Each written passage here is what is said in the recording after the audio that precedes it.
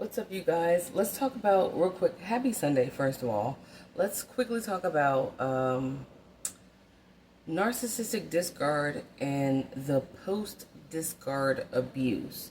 I'm learning through my comments section that a lot of you guys are experiencing some of that, where you left and you're in that, excuse me, sorry, struggle stage, you know what I'm saying, where you're like back and forth in your mind whether you're right or you're wrong to leave, and whether they were like actually kind of a good person or not, when you know that they weren't, but you can't really like justify. You got brain fog, all that stuff. Post discard abuse is very real, and it doesn't, this is the thing, okay, you think that once you leave it's supposed to just like get better. You think after a few months it's supposed to get better.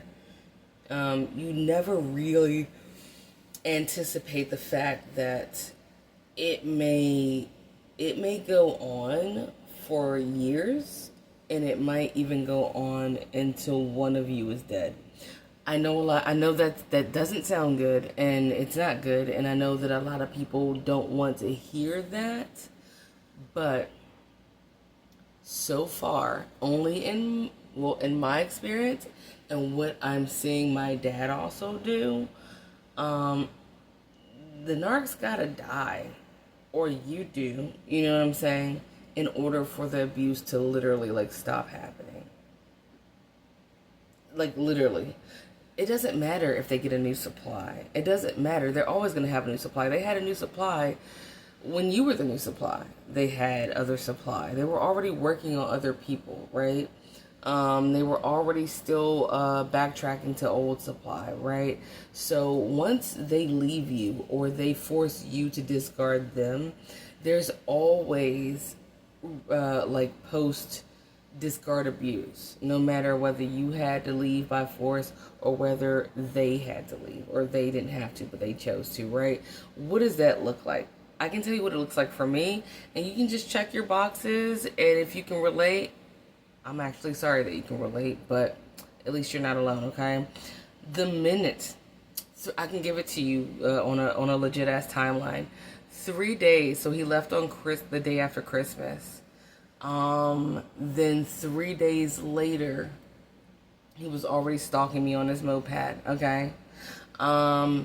I mean, all the way down to when I would be inside of like a carryout to order food, he would, here comes that moped, he would park next to the carryout, walk inside, stand directly next to me, not order anything, just to be antagonistic.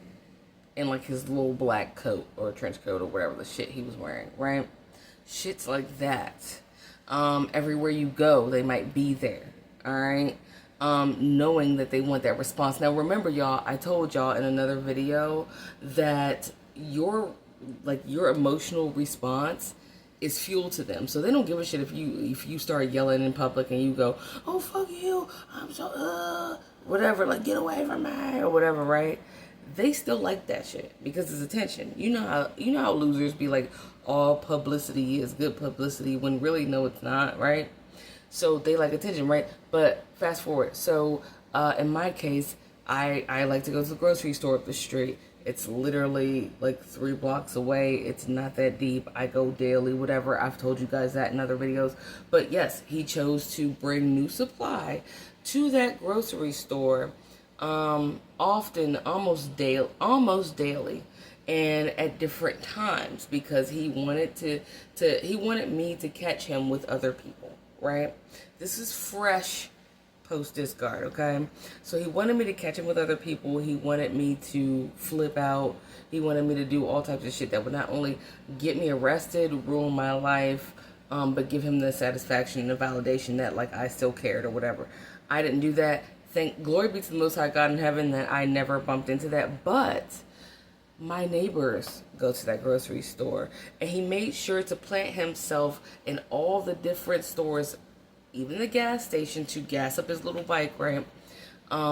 Where my neighbors would be at, so that no matter what, somebody would see it that I knew, and somebody would tell me because of how they knew that we were together. He knew someone would contact me and be like, I just saw your husband like with some chick and her dog outside of the food, like the grocery store.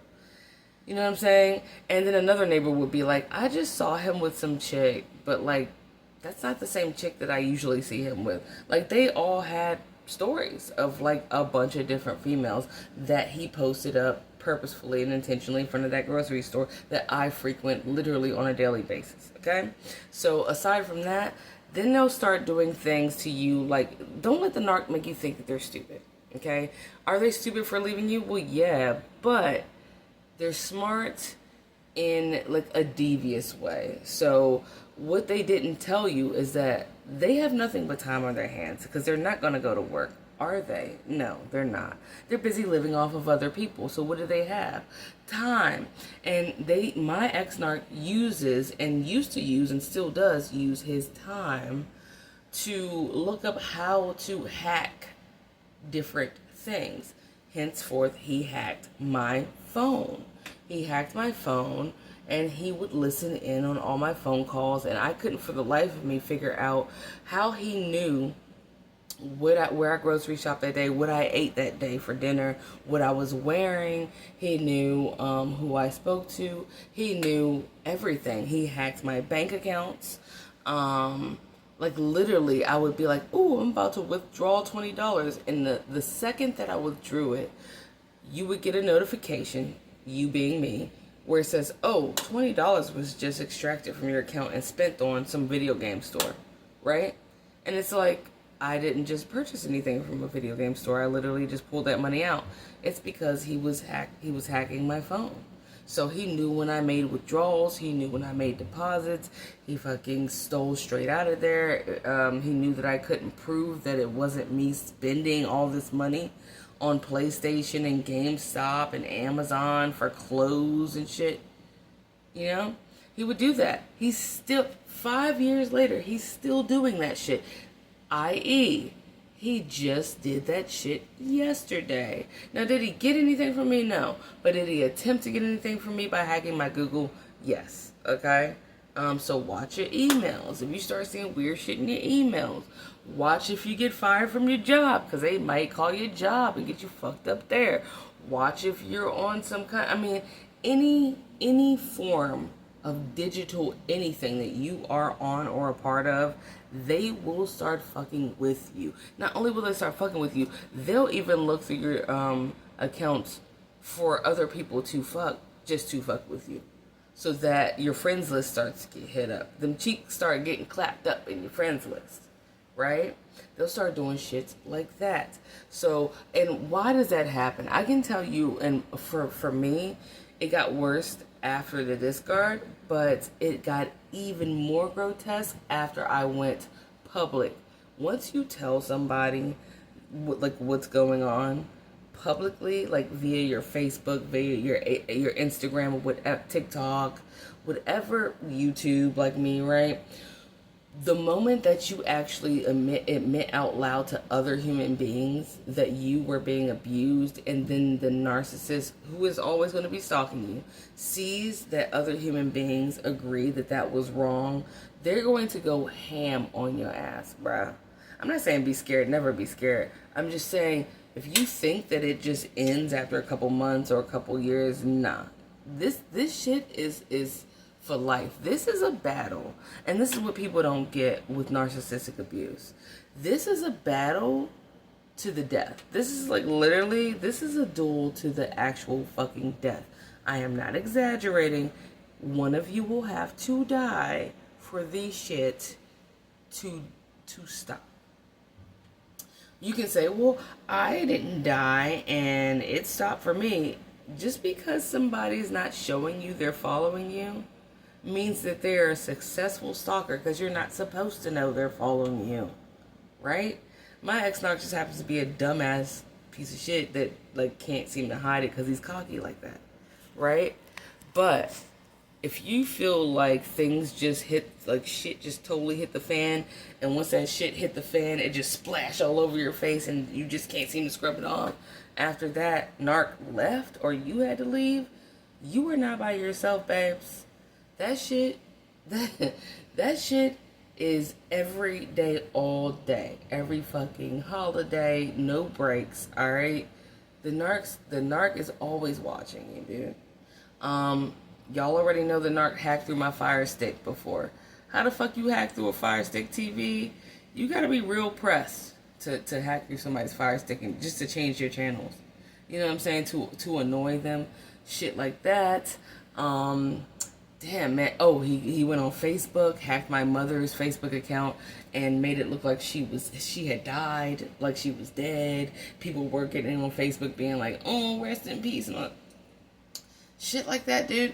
So anyway, I know that this was a sporadic video, but I just wanted to hop on real quick and let you guys know that the shit doesn't truly hit the fan like you think it does or did until after that discard. It doesn't matter which one of you left.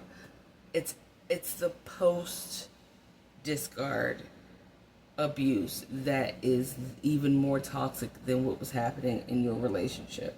Okay, that's the type of shit that it's going to get so bad that telling someone about it that has not been through it is it's set up that telling someone about it that hasn't been through it will make you look crazy. It's that type of shit. Who can you really go to and go, oh man, someone's been in my TV? Bitch, what? Someone was in your TV. Yes, my TV was talking to me, and I believe it's my ex. I know it's him because he's been typing shit through my TV. How's your ex talking through your TV? I don't know. I'm just saying he's talking through the TV. Girl, or sir, ma'am, or sir, shit like that will happen. Think about Fatal Attraction. Y'all remember Fatal Attraction? Even though it was fictional, it's completely real. You remember when Glenn Close boiled that rabbit, right? Can you imagine if that dude went to work and was like, I didn't go to work, I didn't come in yesterday because my affair partner, my side piece, broke into my house, stole my 5 or 6 year old daughter's pet and boiled it. So yeah, I kind of didn't make it in. They'd be like, the fuck, right? Anyway, I want to dedicate this to one of our viewers and family members on this. I want to dedicate this video to Miranda. You know who you are. I got love for you, girl. And hang in there. Because you're not by yourself. And post DISGARD abuse is very real. And it gets the realest after the discard. All right, it gets so real that, like, girl, I'm 5 years deep, and literally yesterday he just tried it at like midnight. You see what I'm saying? It's just never ending. So for all of you guys that are here, let's support each other. I love y'all. Thanks for being in this community. I like being in yours and a part of yours, and you're not by yourself if you're getting harassed post discard, even if it's been like multiple years later. All right, have a good Sunday and let's have a dope ass week. I love you.